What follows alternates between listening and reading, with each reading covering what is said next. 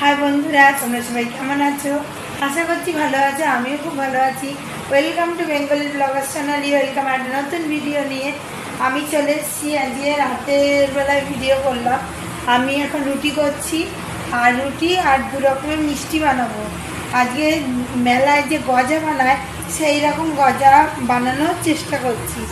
আর আটাটা একটু পেরি খেয়ে নিয়েছিল, তাই ফেলে না দিয়ে ওই আটা দিয়ে আমি মিষ্টি বানাবো। সেই জন্য আমি দেখো তোমাদের দেখাই, গজা বানানোর জন্য আমি আটাটা বেলে তারপরে টুকরো টুকরো করে নিয়েছি, যেরকম গজার টুকরো হয়। তারপরে চিনির শিরা করবো, এগুলোকে ভেজে নেবো, তারপরে চিনির শিরা বসাবো। তাই চলো বন্ধুরা, গোটা ভিডিওটা স্কিপ না করে দেখতে থাকো, আশা করছি ভালো লাগবে। দেখো এগুলো গজা ভেজে রেখেছি, আর এখানে কিছু টুকরোও করা আছে, এরকম টুকরো করে নিতে হবে। আর এখানে দেখো কিছু গজা ভাজাও চাপিয়ে দিয়েছি। এইগুলো পুরো মচমচ করছে, আর মচমচ না হলে এরকম আওয়াজ হচ্ছে, নাহলে তুমি গজাটা পারফেক্ট করতে পারবে না। তাই ভেজে তুলে নেবো। আর তোমার এদিকে রুটির জন্য আমি আটা মেখে নিয়েছি, আর রুটি কয়েকটা হয়েও গেছে, আর এই কটা বাকি আছে। আর করব রসগোল্লা। এরকম দুধ নিয়ে এসেছি, আমুল দুধ, আমুল তাজা, ওই দুধ দিয়ে রসগোল্লা বানাবো। তা চলো, এই গজগুলো আমার ভাজা হয়ে গেছে মুচমুচে করে, এগুলো আমি একই পাত্রে তুলে নেব,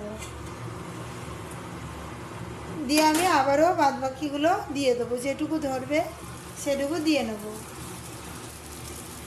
আর ওই উনানে আমি চিনির শিরাটাও বসিয়ে দিই। আমি 2 কাপ চিনি নিয়ে নিয়েছি, কিন্তু জল নেবে 1 কাপের মতো। আর বাদবাকি ভাজা আমার হয়ে গেছে, ঠিক এরকম মচমচে করে ভেজে নিতে হবে। আর চিনির শিরাটা আঠা আঠা হলে এগুলো দিয়ে দিতে হবে। আর একটু বাকি আছে এগুলো ভেজে নেওয়ার।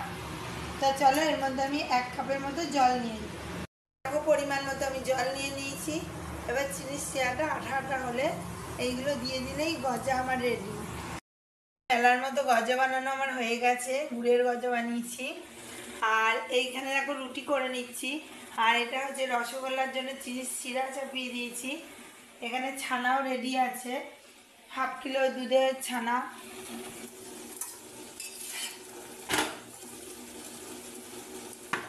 এখানে রুটিটা আগে ছেঁকে নেবো, তারপরে রসগোল্লার জন্য ছানাটা রেডি করবো। বানানোর জন্য আমি প্রথমে ছানাটাকে ছেঁকে নিয়ে ভালো করে চিপে গোটা জল বের করে দিতে হবে।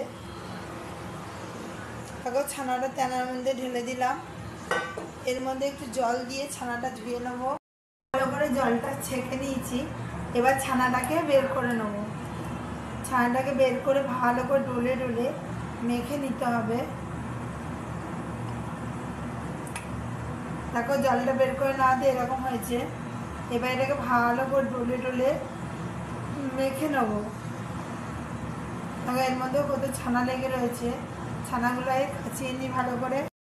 দেখো বন্ধুরা, ছানাটাকে এবার ভালো করে আমি ডলে ডলে মেখে নেব। ভালো করে মেখে নিতে হবে, তা নাহলে কিন্তু রসগোল্লা পাক খাবে না। সুন্দর করে মেখে নিতে হবে।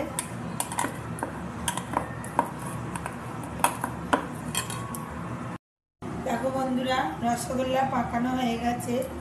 এবারে একে একে আমি পাকিয়ে নেবো। আর চিনির শিরাটাও হয়ে এসছে, এরকম করে নিয়ে পাকিয়ে নিতে হবে। ভালো করে মেখে নিলে একদম গোল স্পঞ্জের মতো রসগোল্লা রেডি হয়ে যাবে। এগুলো তৈরি করে নিয়ে একে একে রসে ফেলে দেবো, আর যেন ফেটে না যায় সেই দিকেও লক্ষ্য রাখতে হবে। একে একে সব আমি বানিয়ে ফেলবো। বন্ধুরা, সব রসগোল্লাগুলো এরকম করে পাকিয়ে নিতে হবে, আর যেন গোল গোল হয়। দেখো ঠিক এরকম। আমার 1/2 কিলো দুধ দিয়ে আমার 11টার মতো রসগোল্লা পাকানো। এটা 10 নম্বর হচ্ছে, আর একটাও হবে। শিরাটা গরম গরম ফুটবে, তখন রসগোল্লাগুলো দিতে হবে।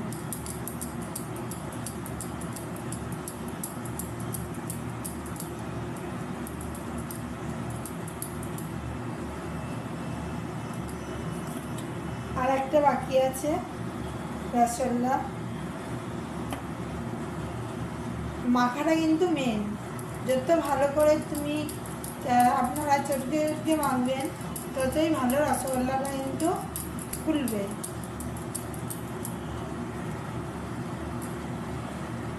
এবার এইগুলো আমি রসের মধ্যে ফেলে দেবো।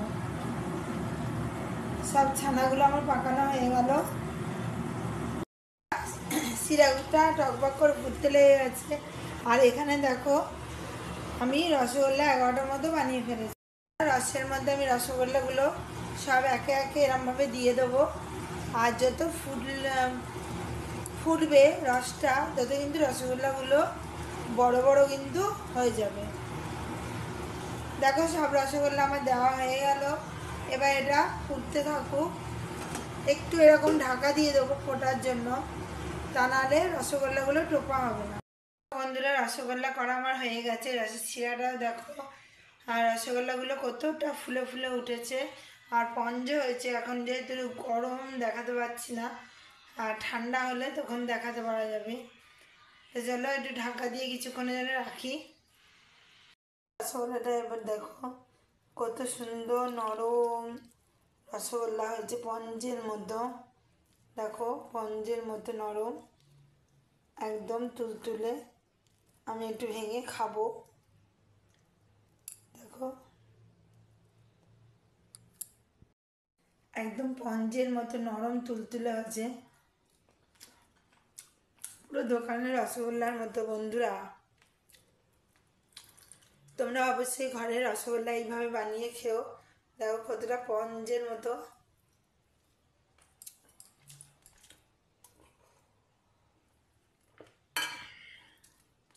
তা বন্ধুরা আজকের মতো ভিডিও আমি এখানেই রাখছি। আমার ভিডিও যদি ভালো লেগে থাকে অবশ্যই চ্যানেলটা সাবস্ক্রাইব করবে, লাইক কমেন্ট শেয়ার করতে ভুলো না। কাল আবার নতুন ভিডিও নিয়ে খুব শীঘ্রই আসছি। ততক্ষণ সুস্থ থেকো, ভালো থেকো, সবাইকে ভালো রেখো। বাই। আর এই 2 রকমের মিষ্টি কিন্তু অবশ্যই বানিয়ে খেও। আর গজাটা তোমাদের একবার দেখাই, দুর্দান্ত গজা। এই দেখো গজা, সুন্দর আওয়াজ হচ্ছে। দেখো দেখো ভেতরটা ঠিক এরকম ক্রাঞ্চি মুচমুচে।